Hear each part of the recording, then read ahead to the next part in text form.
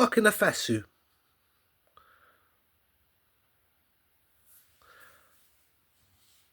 This is a BBC report. JTV. Agree or disagree? This is the place for you. This article says a poor country even by West African standards. Landlocked Burkina Faso has suffered from reoccurring droughts and military coups.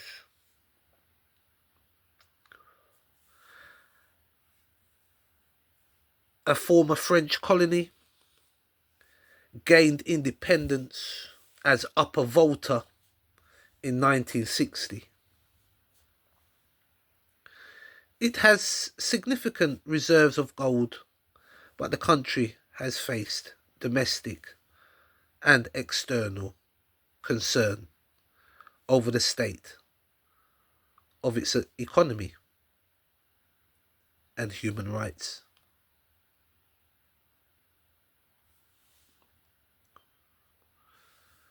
In 2022, with at least 10,000 people killed and more than 2 million displaced to date in a prolonged jihadist insurgency that Burkina Faso has been facing from neighbouring Mali. The army seized control in 2 groups in a bid to combat the jihadists. The coups have led to the country's suspension from the African Union and regional ECOWAS group. 2023, it expelled a small French force, cutting military relations with France, and said it would develop links with Russia. The government has denied hiring Wagner mercenaries who are operating in Mali and the Central African Republic.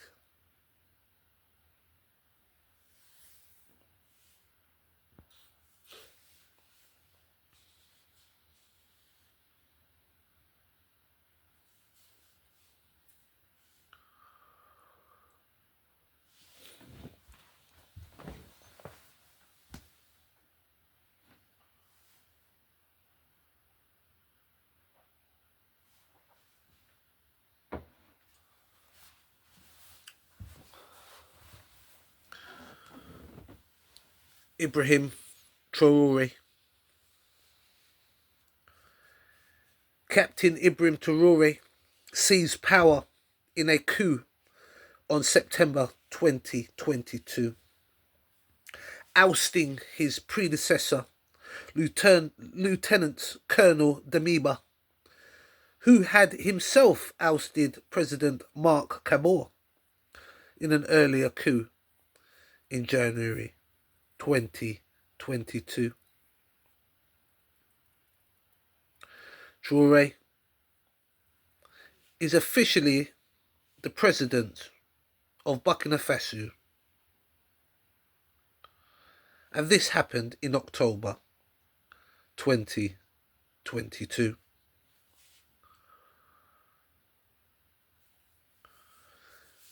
The media environment in Burkina Faso is relatively robust, but UN-based NGO Freedom House says that the jihadist insurgency has curbed media access and the military leaders have further constrained the press.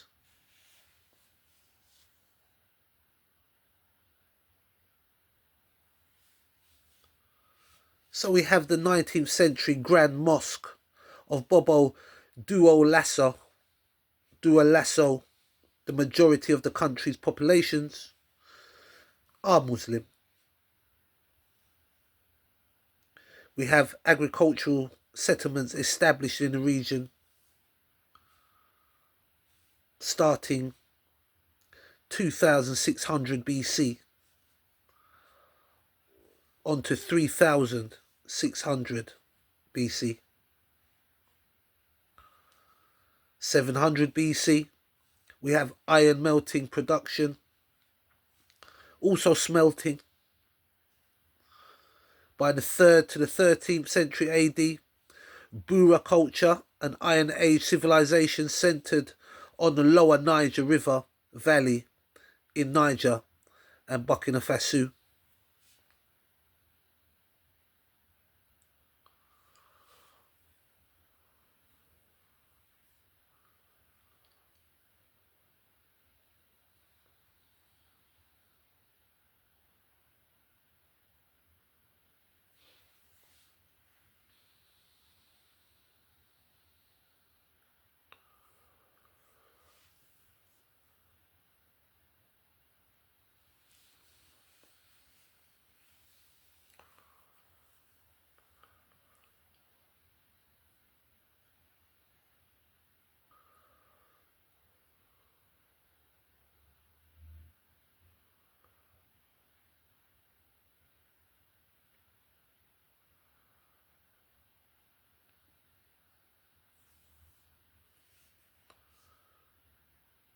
Thomas Sankara, also known as Africa's Che Guevara, seized power in 1983 and tried to introduce major reforms. He was murdered in a coup led by his successor, Blaise Compaoré.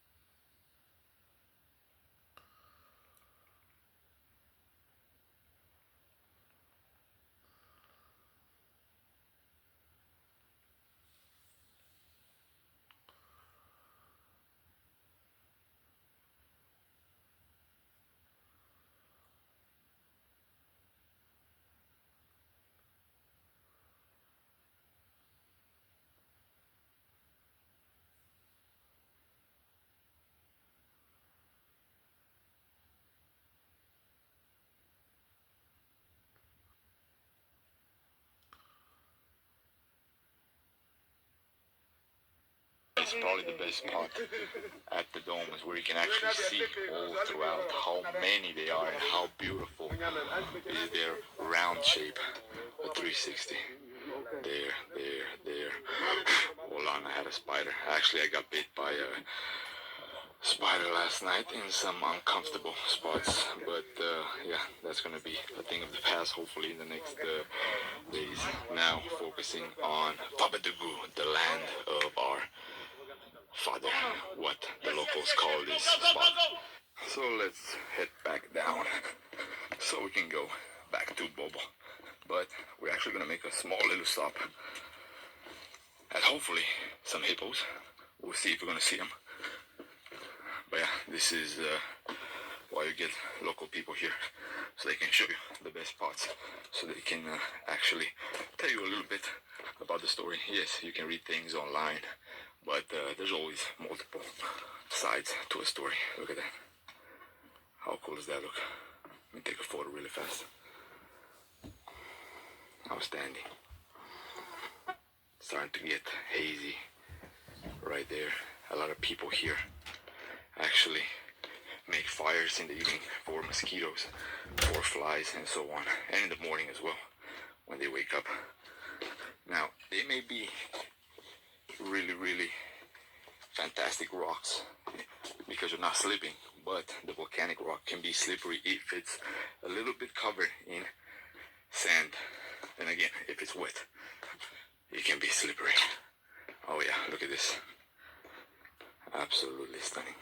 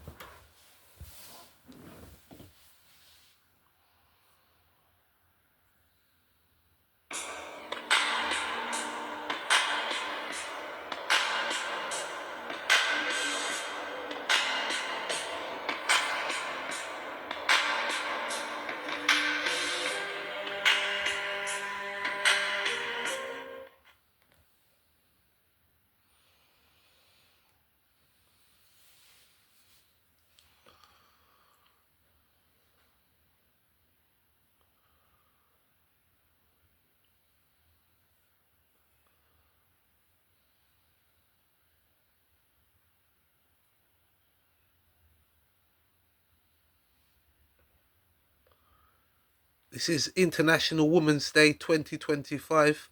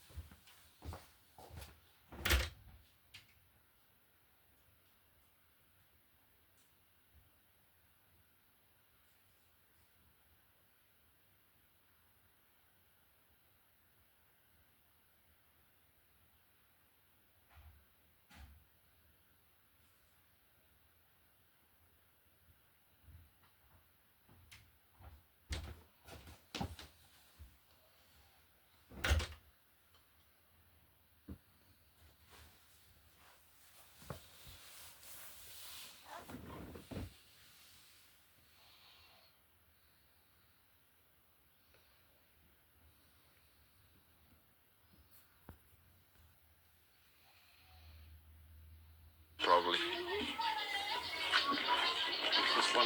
So authentic. They're doing the dishes and the laundry here. The kids roaming the village. Little huts. Again, pottery everywhere. Yeah, very, very authentic. I was not expecting this. So yeah, in the meantime, while they're preparing the dancing for us, they're doing the warm-up. Doing a quick little tour of the village. Here? What do you have here? Water? Oh, bathroom water. Okay. Very nice. For laundry also. For laundry as well. And from where is the water? From the river? From the lake. Yeah. Okay. The rain. Yeah.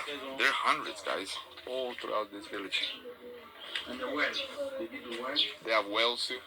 Okay. the job is okay. They're braiding. Bonjour. And mangoes. Again, everywhere in this region you have mangoes. They're not all ripe yet. Probably a couple more weeks. Look at this. Man, very nice. And here's some grains. They're letting them to dry out.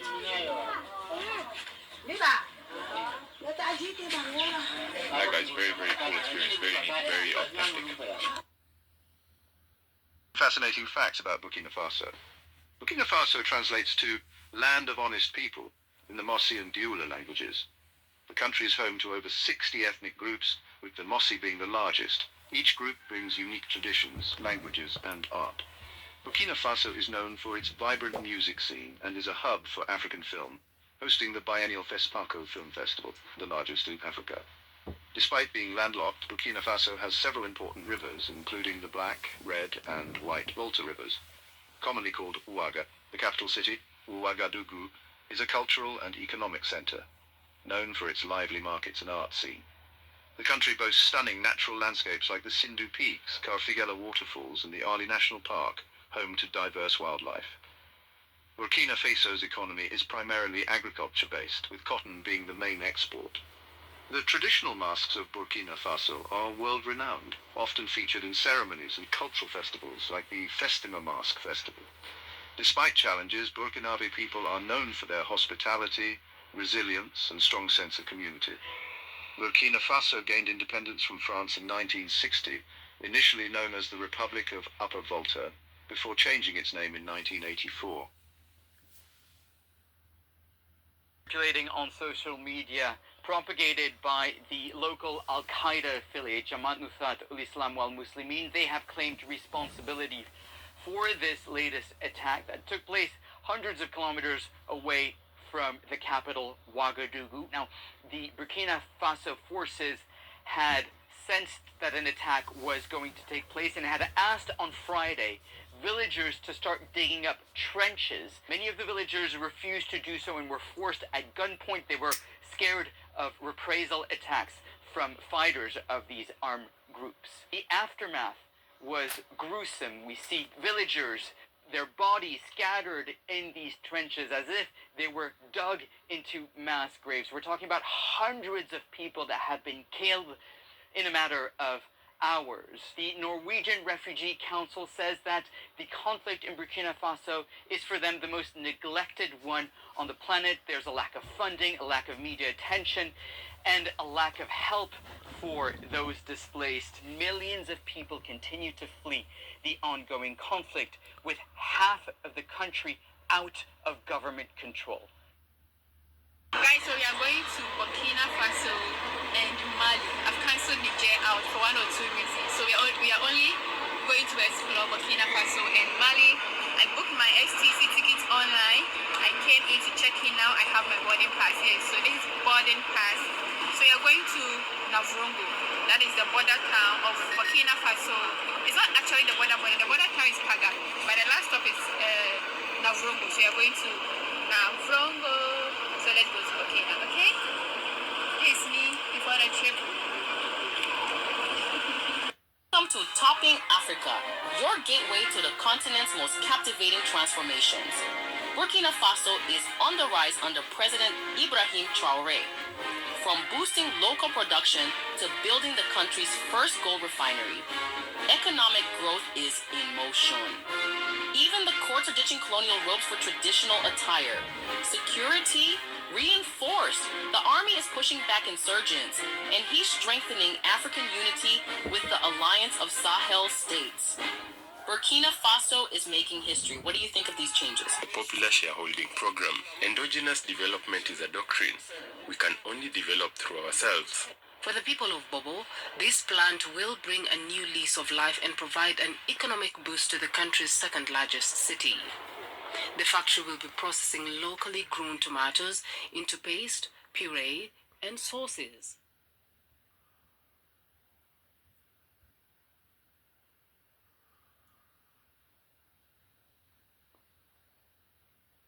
Burkina Faso said that Macron should pray to Africans because he needs to thank the ancestors of Burkina Faso that France exists today. Also, the paramilitary African drip is unlike anything else, unrivaled, one could say.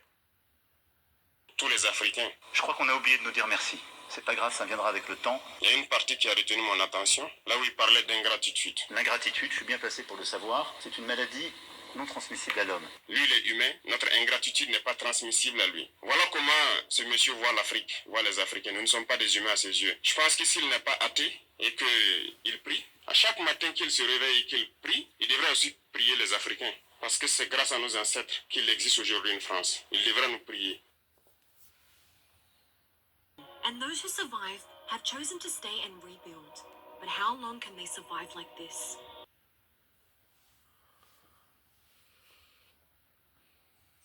Shifting focus to Burkina Faso in West Africa.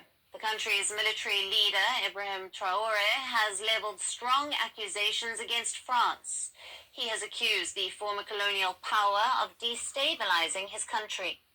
Traoré says France is destabilizing Burkina Faso with support from West African nations Benin and Ivory Coast. He also claimed to have evidence for the same. Traoré said that France has set up 2 secret military bases in Benin that are directed against Burkina Faso. He claimed that these bases are a center of operations for the terrorists who regularly strike Burkina Faso. He said he has audio recordings of French agents in Benin who play at the terrorist centers of operations. Traoré has lashed out at the Ivory Coast for still being an ally of Paris. He claimed that the country was hosting a center of operations to destabilize Burkina Faso. Now, French military has reacted by denying the accusations. The military refused the existence of military bases in Benin. It said that France has 5 bases in Africa: Chad, Senegal, Ivory Coast, Gabon, and Djibouti.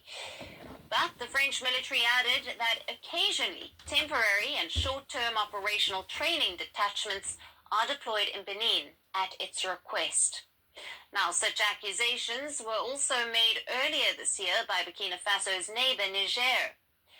West African states, Mali, Burkina Faso, and Niger are transitioning to military coups, have turned away from the traditional Western allies, and the junta-led states have broken military and bilateral agreements with France and have accused it of failing counter-terrorism operations in the region, while also destabilizing the countries. Last week, the three nations formed their own alliance and ruled out their return to the West African bloc ECOWAS. Meanwhile, the military-ruled nations have built closer ties with Russia, which has tapped the opportunity to expand its footprint in the region. Russia is signing cooperation deals with these countries across sectors, while also training the armies to fight against terrorism. With growing anti-West sentiment, more players are making inroads to the region, which in turn is becoming a new hotspot of geopolitical rivalry. Climate change is on our doorstep. It's time for a revolution to take root. And it starts with 1.4 billion Indians. It starts with one tree for humanity, one tree for Mother Earth, one tree for a future. Project One Tree, a News 18 network initiative.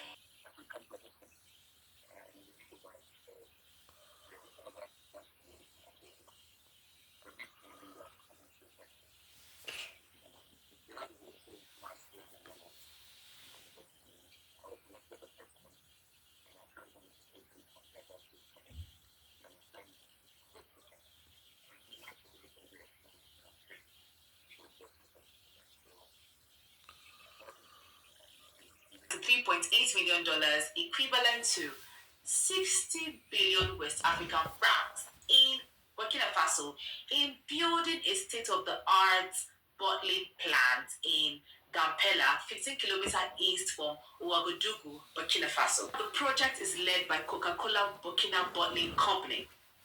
It has provided 150 jobs, and it is projected that 500 to 600 direct jobs will be provided and 3,000 indirect jobs will be provided after the completion of the project. So it is for the advancement of Burkina Faso to bolster economic growth and development. The amazing thing is that the construction is executed entirely by Burkinabe's firm and Africa's food and drink industry.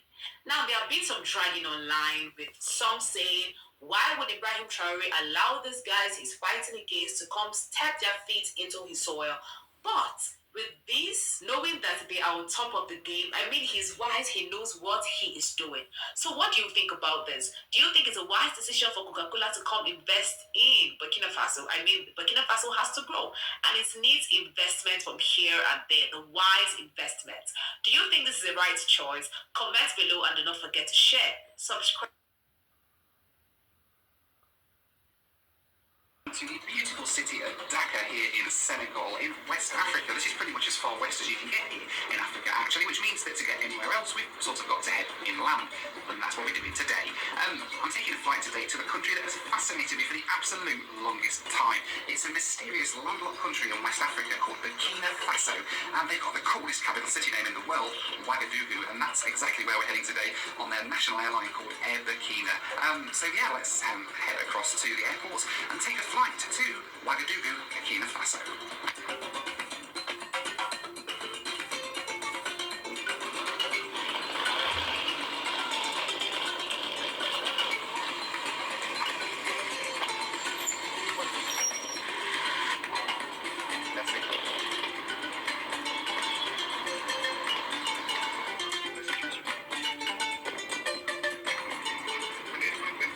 So on the long run out to Dakar Airport now from the hotel in downtown Dakar. It's about an hour in traffic to the airport from downtown. It's a very, very long way down this motorway, and obviously traffic dependent as well, which is a bit annoying. They are getting a train line out here.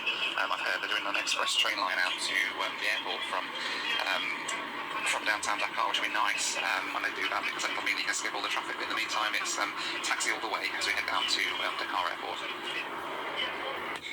Now, I do have to be honest, I am probably feeling a little bit more nervous about this trip to Burkina Faso than like anywhere else I've ever been before. As much as Ouagadougou sounds like a party capital, named after the famous 80s song, I don't think it's quite as much like a party as the name suggests. The website seems to have been updated recently and include loads of information about the risk of being kidnapped and risk of attacks and things like that, and terrorist bombings and all sorts of stuff going on there, which I'm a little bit nervous about because I didn't think it would be like that, if I'm honest. And yeah, it doesn't look good. And also, yeah, they had a slight issue with the military coup that happened a couple of months ago, which seems to be stable now, apparently. And the president's been overthrown and the military are in charge. But I think the capital itself, from what I've heard, isn't too bad. But we will see. It doesn't stop me being incredibly nervous for this. I have only got sort of one night there before I move on because that's sort of as much as I'm going to be doing on this one. But it still makes me a little bit nervous. What it's going to be like when I get to the other end.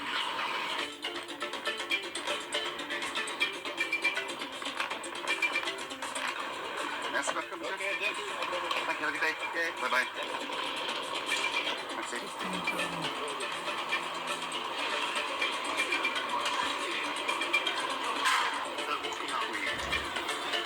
Merci. 2829. Ah, merci beaucoup.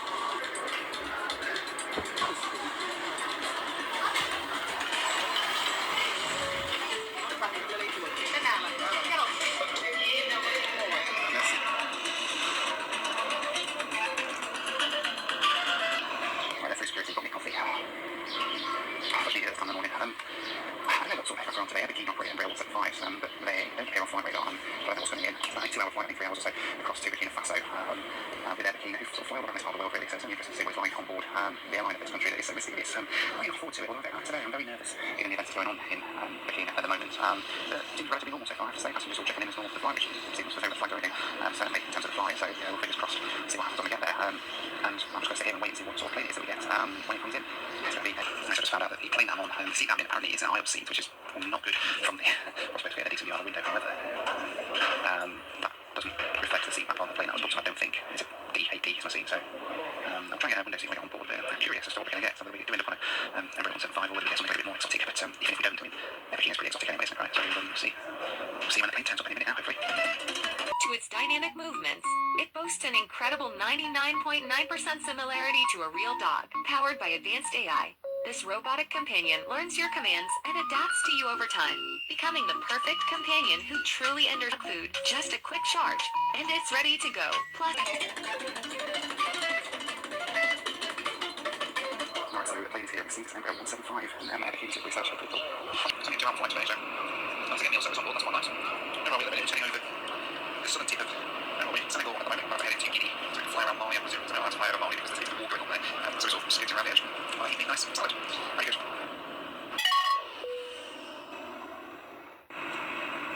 So as I mentioned earlier, I'm a little bit worried about arriving into Burkina Faso because everything I've got online says it's just too dangerous for us to visit. It means with infections and stuff that we've been online. Although I have seen quite a few people have been recently, although not since the military took power back in the beginning of the year. Of course, all of this assumes I'm actually heading to Burkina Faso in the first place because like many countries, Burkina Faso you need a visa to enter. And it is a visa that I do not have because you can only get that from the Burkina Faso embassy, of which there isn't one in the UK. So yeah, I don't have a visa. I have heard online on the grapevine that you can get a visa on arrival into Burkina by paying them £100 and they should give you a visa on arrival. But the last I heard about that was before obviously the military took power, so who knows whether that's still a thing, whether you can still do that. I don't know, so we'll find out when we get down to Ouagadougou whether I can actually enter the country, which will be the first hurdle really before we even consider the safety outside of the airport. So we might even get that far, so we'll have to have a look when we land in about an hour's time. Merci.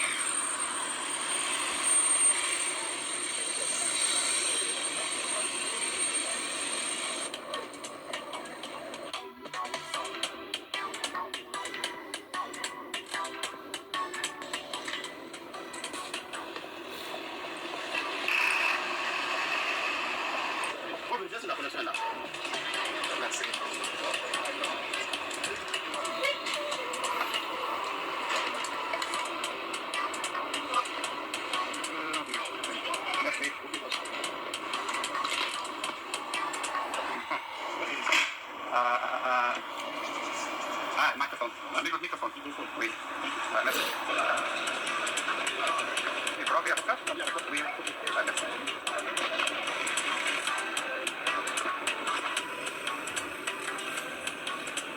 Au début de mes visites au Ouagadougou, de my enfance, oui. Yay, we made it to Ouagadougou. Pineapple shaker tree. Yay, we made it to Ouagadougou.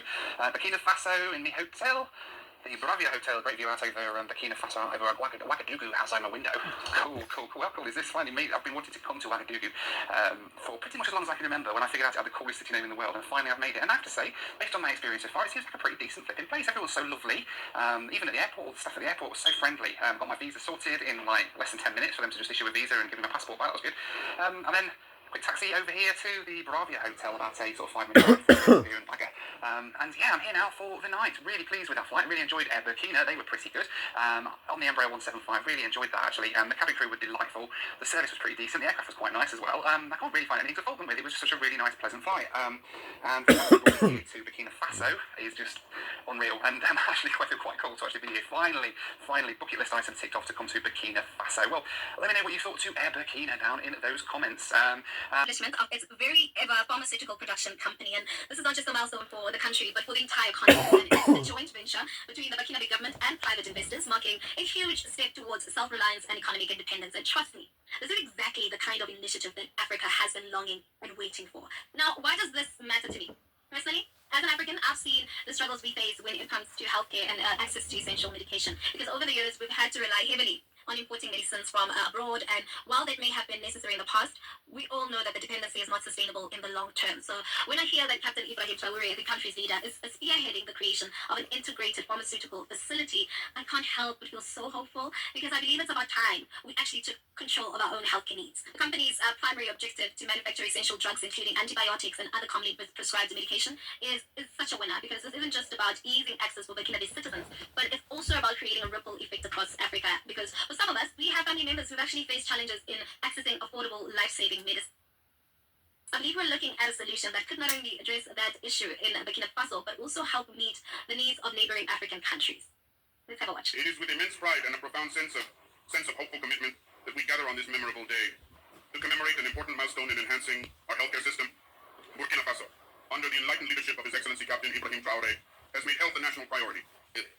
Aware that access to quality care is a fundamental right and a pillar of development, the President of Faso has actively engaged our nation in an ambitious and transformative initiative and resolute dynamic to equip our country with modern infrastructure designed for population needs. This morning, we officially launched the construction of community medical centers and resuscitation blocks located in several various facilities available in our country. Burkina Faso, this project is the beginning. Realization of a bold vision and political will. The Council of Ministers adopted 2 reports from the department responsible for industry and commerce. The first report is a decree establishing a mixed economy company called the Management Company of the Integrated Pharmaceutical Technopole of Kokologo. As you know, our country imports about 99% of its needs in pharmaceutical products, estimated at over 130 billion CFA francs for medications alone. This raises concerns about the availability and accessibility of quality products, leading the highest state authorities to instruct that efforts be made to realize this significant project. The creation of the Integrated Pharmaceutical Technopole of Kokologo.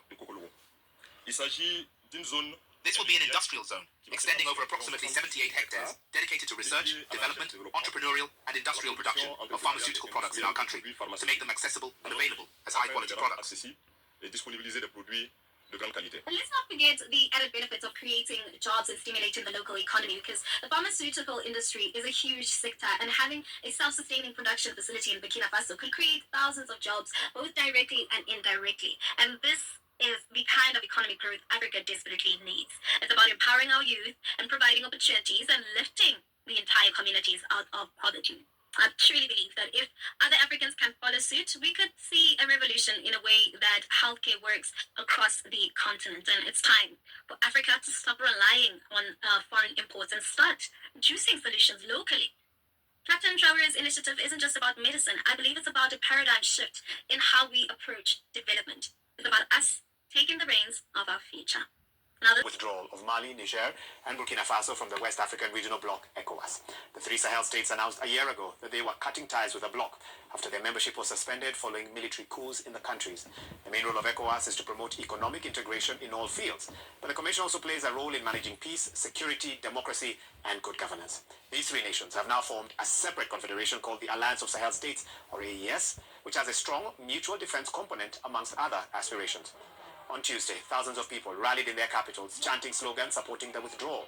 But ECOWAS does not want to lose these countries and said in a statement that the three nations will continue to benefit from unrestricted travel and trading arrangements with the bloc. However, those leading the AES seem to show little desire to remain part of ECOWAS. The AES is the renaissance of Africa, and I think that all the countries that aspire to the rebirth of Africa should join the AES. Well, I've been speaking to Mali's former foreign minister, Kamisa Kamara. I started by asking her why these three countries decided to leave ECOWAS. A year ago, these three nations have notified the regional body, ECOWAS, that they wanted to leave the organization immediately. I think what is unprecedented here is that we're dealing with three military coup leaders who have decided together to leave the ECOWAS and to form a new alliance called the Alliance of Sahelian States. And this is quite unprecedented. Have Alliance of Sahelian States passports be introduced, and what impact would this have on freedom of movement, particularly in West Africa? So one of the advantages of the ECOWAS region, which is, I could say, the most integrated region in Africa by many standards, is that within the ECOWAS, citizens travel freely from one country to the other without a visa. They can work in the countries of the ECOWAS without any sort of authorization. And what we know so far is that the AES countries have established their own passports. We have not seen those passports yet. I don't know what they look like.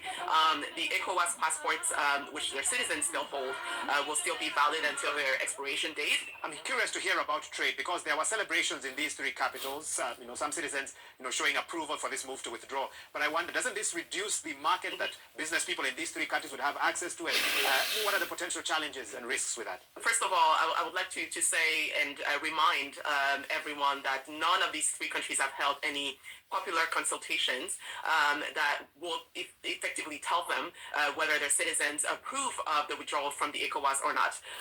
And so I think it's impossible, I think, at this point to know whether citizens agree with this decision. Now, when it comes to trade between those countries, again, I think the ECOWAS is still working out what it means for them, for three former members to exit the organization, and whether trade will be impacted. As I said earlier, the ECOWAS region is the most integrated region of Africa, and I think the economic integration of this region is really, truly a success. There's that 6-month transition period that ECOWAS has given to AES. Do you think it's possible? I mean, what would it take to convince these three nations to abandon this move, stay with ECOWAS? Is there a possibility of that in the remaining time? So I think for an entire year, there have been diplomatic efforts led by the ECOWAS and some countries such as Togo and Senegal to really convince the AES countries to come back to the regional bloc. I think one of the reasons that they have exited is that the ECOWAS was putting pressure on these military leaders to conduct elections. They had an electoral timetable, and these military leaderships were really feeling the pressure from the ECOWAS. I think exiting the ECOWAS is a de facto, we do not want elections, and we're not going to obey your rules, and we can do whatever we want.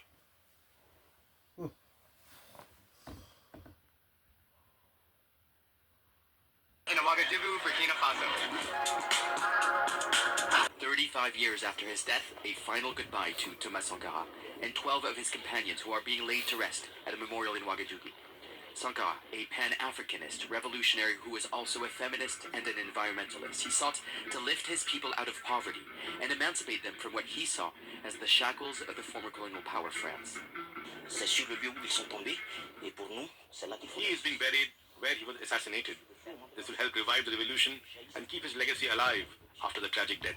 A court last year convicted several military commanders and Sankara's closest friend, former President Blaise Compaoré, for their role in the assassination. The trial started after France agreed to release secret documents, but the court failed to determine whether France had any involvement in Sankara's murder.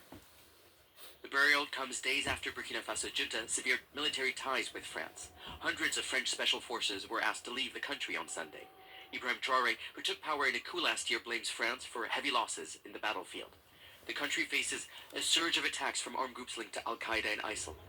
Many of the fighters are villagers from the north of Burkina Faso, turning against their government. Traoré is trying to associate himself with the memory of Sankara in an effort to unite the country. When you carry a weapon that can kill and you're in uniform, you need to understand the implications and responsibilities. So many soldiers are on the battlefields committing crimes without understanding that they are fighting men and women who perhaps aspire to the same common ideals. Sankara, a soldier who was also regarded as a messenger for peace, unity, and compassion. Many in his now divided country want to see those ideals revived. Nicholas Hall. Mais il était tellement puissant qu'on ne peut pas l'écarter. Il faut l'éliminer physiquement. Il a été froidement abattu, sans résistance. You got Thomas Sankara everywhere.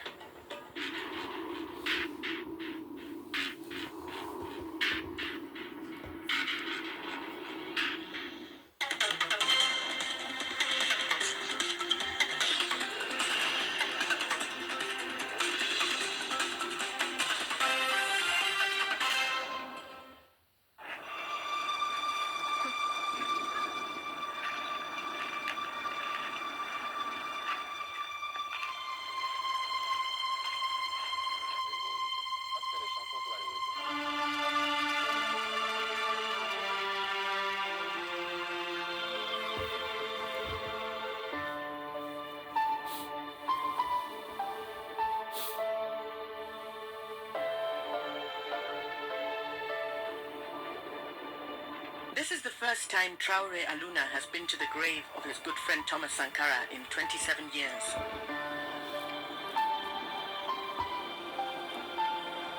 Sankara was president of Burkina Faso until he was assassinated on October 15, 1987. He was in a meeting with Aluna and two others when he was killed. Aluna played dead to save his own skin.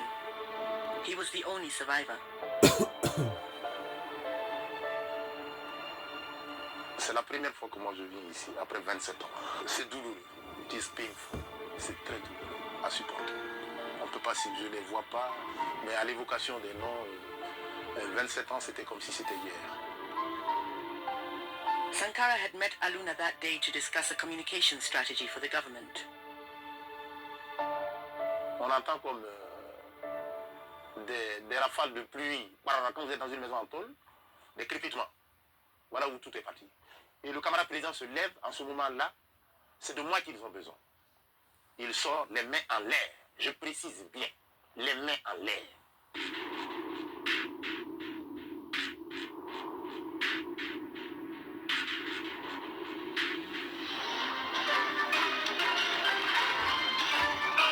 News of Burkina Faso. L'Afrique, à nouveau secouée par le démon du coup d'État. La nouvelle a été confirmée ce matin à Ouagadougou. Thomas Sankara, ancien chef d'État du Burkina Faso, l'ancienne Haute-Volta, était tué hier lors de l'attaque du palais présidentiel. Thomas Sankara, un président pas tout à fait comme les autres. Sankara's school friend, Pascal Kambu, listened to accounts from people who had been inside the parliament that day. Mais il était tellement puissant qu'on ne peut pas l'écarter. Il faut l'éliminer physiquement. Donc c'est comme ça, donc un beau jeudi, pendant que les gens se préparaient à sortir à 16h par le sport, on entendait des coups de feu. Ils ont massacré les 13 personnes qui étaient dans le bureau. Il a été froidement abattu, sans résistance. Sankara had been president for just 4 years. His family was hit hard by his assassination, and the country went into a state of deep shock and disbelief. Sankara's sister Odile remembers it clearly. Que le 15 octobre 87 nous est tombé sur la tête comme un coup de massue. Et mieux, beaucoup croyaient qu'il n'était pas mort, que c'était un plan machiavélique pour voir la réaction du peuple avant de savoir ce qu'ils vont faire. Et donc pendant des mois, il y en a qui ont cru que Thomas était en prison. A public announcement followed. It stated Sankara had died of natural causes. The mystery surrounding the circumstances that led to his death was a bitter blow to the already wounded population. Le médecin légiste dit qu'il est mort de mort naturelle. Allez-y comprendre quelque chose. Ça suffit. Voilà. Comment ça s'est passé? Les gens étaient battus. Tout le monde. On était sidérés. dépassés, meurtris au fond de nous-mêmes. Et ça nous a tués au fond de notre âme.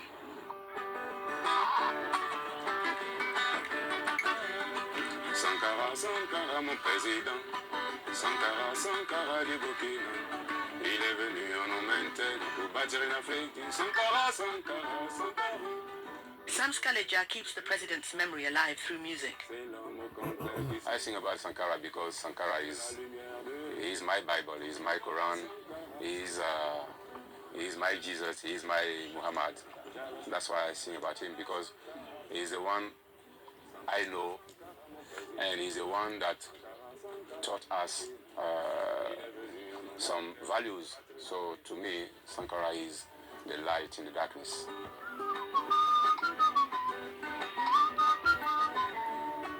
When he became president, Burkina Faso was poverty-stricken. Just 10% of the population was literate, and infant mortality was high. But Sankara had a fresh outlook. Le pays n'est pas pauvre. Au contraire, il y a des ressources. He came up with a new motto: 2 meals a day and 10 liters of water a day for all. He built roads, railways,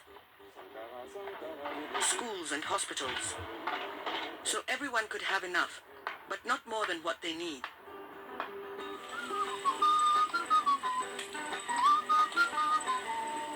He also led by example and expected his ministers to do the same. At the time of his death, he had a salary of $450 a month, and his most valuable possessions were a car, 4 bikes, 3 guitars, a fridge, and a broken freezer. L'argent pour lui, ce n'est rien. La mort, ce n'est rien. Pour lui que le pays avance, pour lui que la jeunesse avance. Donc quand on le voit, c'est ça. Et tout ça se traduit dans son regard. Shortly after coming to power, he also sold the government's fleet of Mercedes-Benz cars. His cabinet had to get used to this new culture, including Ernest Ouedraogo, who was Sankara's Minister for Security. Les véhicules, il a d'abord voulu, à un moment donné, donner un véhicule pour 2 ministres. On lui a dit que vraiment, ça va être difficile de gérer ça. Un véhicule, 2 ministres, bon, c'est un peu compliqué. Hein. Bon, donc il a compris. Et il nous a affecté, chaque ministre a un véhicule. He also said that it was forbidden for ministers to travel with first class in the plane. And he used to say, first class, second class, third class. When the plane takes off, everybody takes off. When it lands, everybody lands. Sankara took an anti-imperialist stance, making it clear he was not going to be told what to do by rich Western nations or accept aid from them. Camarades, l'impérialisme, le néocolonialisme, les élèves réactionnaires, les élèves indisciplinés paresseux, les professeurs carents, les vomissures de la contre-révolution. He renamed the country to instill a sense of pride and unity amongst its people. It was called Upper Volta by its French colonizers, home to a people known to be submissive and dependent. Neighboring countries would come to Upper Volta to take workers to build their own nations. Même l'esprit des hommes, il nous a fait évoluer. Il nous a fait comprendre que d'abord, il n'y a pas quelqu'un pour venir nous construire notre pays, c'est nous qui allons le bâtir. Et il nous a fait comprendre que nous ne sommes pas moins que les autres peuples. Sankara, Sankara, mon président. Sankara, Sankara du Burkina. Il est venu en homme intègre. Sankara wanted to give this land and its citizens a strong identity. Sankara, Sankara, mon président. He called it Burkina Faso, which means the land of upright people. Thomas Sankara tried to teach those kind of values to the nation. You have to be upright, you have to work, you have to be people that welcome other people.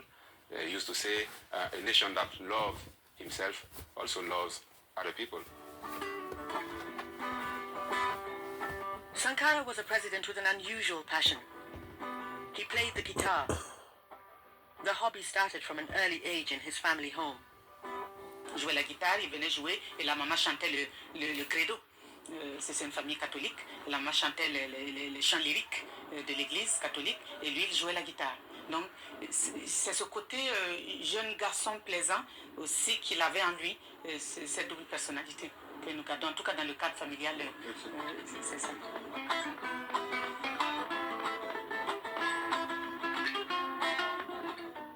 If our leaders, talking about the presidents, starting from Barack Obama to, I don't know, the president for a very small country, if we got leaders that play music, then they would have a little much more of humanity in their hearts.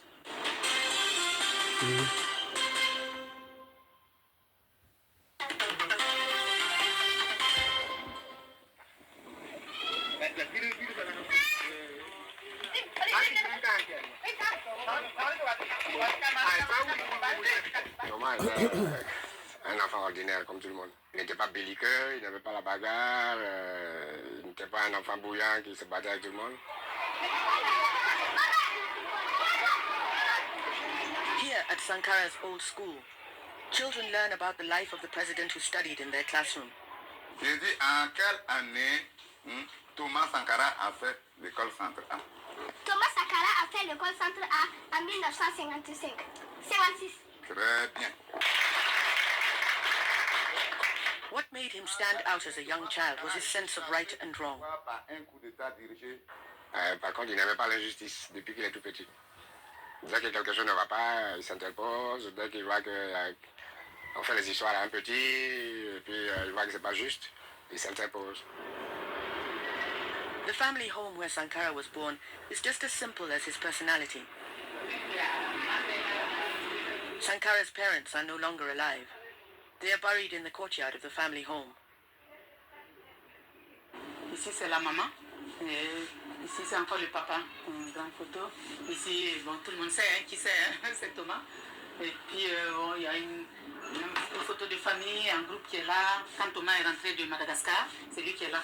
Quand il est rentré de Madagascar, on a profité de faire une photo de famille. Voilà. Donc, vous avez un échantillon de la famille. Les petits-enfants, les neveux, les parents, les frères, les sœurs. Voilà. His Roman Catholic parents wanted him to become a priest, but he opted instead to join the military.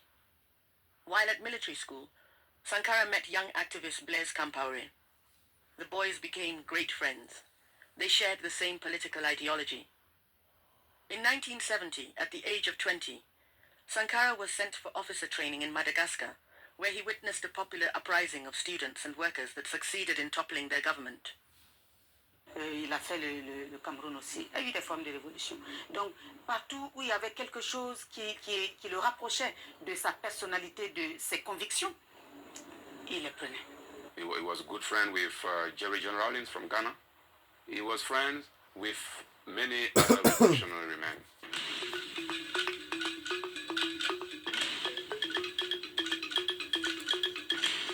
By the early 1980s, Burkina Faso was being rocked by a series of labor union strikes and military coups. People were disillusioned with the government and tired of bearing their bitterly poor standard of living. Sankara's military status and determination made him a popular choice for political appointments.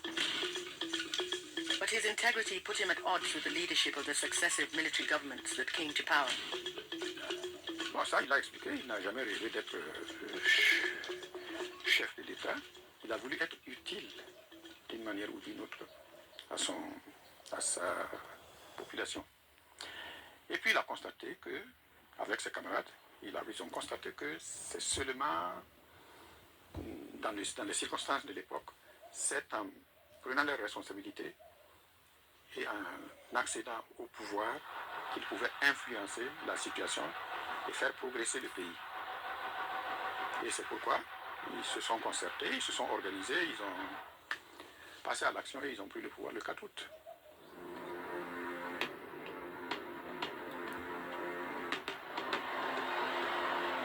He seized power in a military coup, along with his political ally and best friend Blaise Compaoré.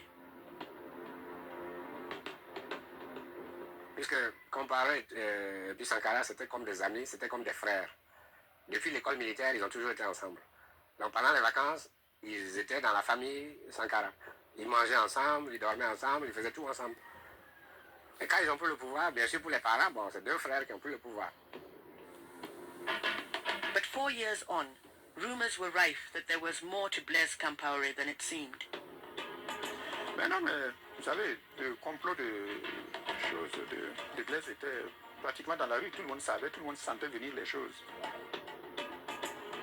Sankaras' government suspected that Compaoré might want to get rid of him.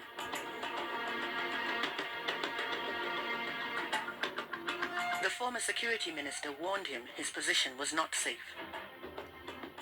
On pensait que Blaise allait faire un coup d'État, mais Sankara a toujours refusé. On le disait partout. Les services de renseignement, la police, la sécurité, les militaires, bon, tout le monde parlait de ça. Mais Thomas ne voulait même pas entendre ça.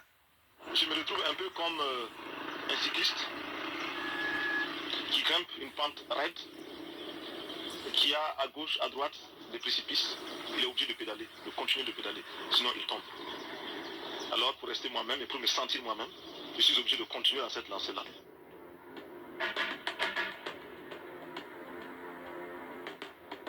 Blaise Compaoré is widely believed to have assassinated Sankara. D'avoir perdu une amie, bien sûr.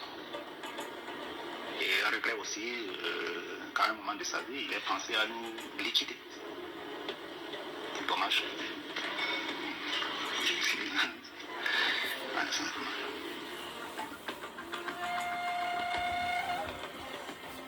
Sankara's political allies alleged his anti-imperialist stance put him in a negative light on the global stage, and therefore former colonial master France backed his assassination, so that Compaoré, more loyal to its political and economic ambitions, could step in.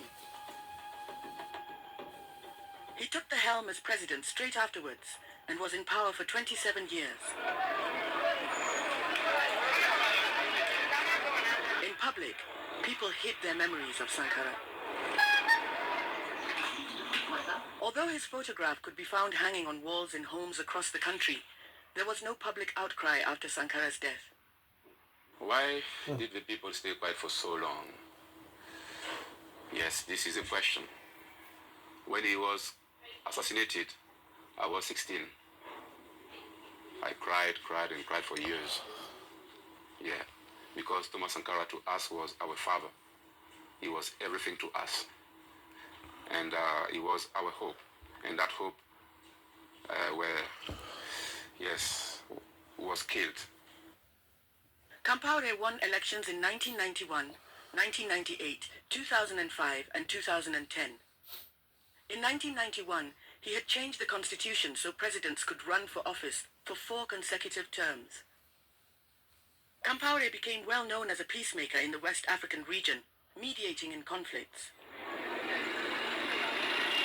In the meantime, the Burkinabe people felt the government was not listening to what they wanted. 47% of the country was living in poverty.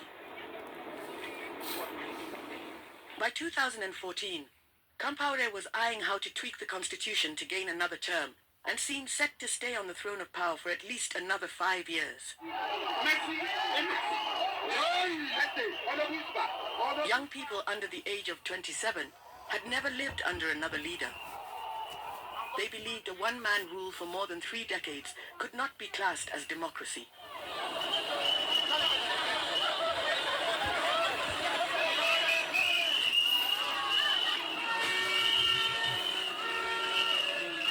In October 2014, the Burkinabe people broke their silence. There was a public uprising led by the youth. 27 years after Blaise Compaoré had risen to power, he was torn down. The parliament was torched, and his family properties were destroyed.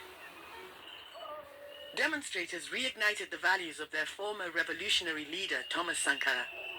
The individual pride and sense of identity he had instilled in the Burkinabe came to life in the streets.